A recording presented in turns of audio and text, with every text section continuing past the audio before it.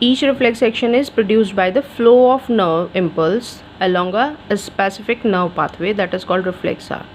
So impulse can flow in a single direction only, and path or the route through which impulses travel from the receptor organ via the central nervous system is called reflex arc. This is path of the impulse during reflex action.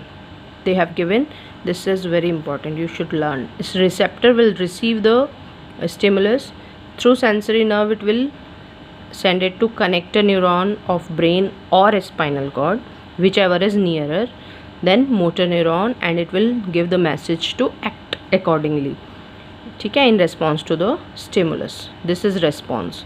So example in the figure shows what happens when a person steps on a pin. This is the pin, that is the stimulus, and response is withdrawal of the limb. This limb will withdraw. So how?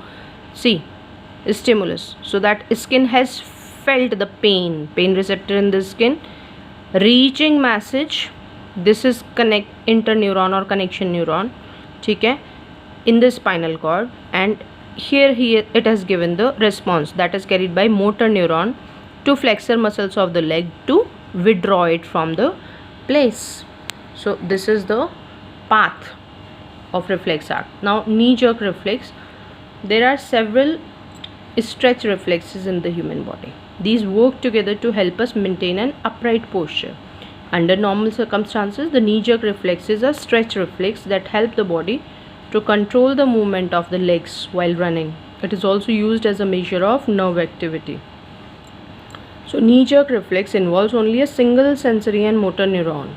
No interneuron is involved for knee jerk reflex, and there is no direct communication with the brain, matlab brain is not involved. So this kind of reflex involves only a single synapse.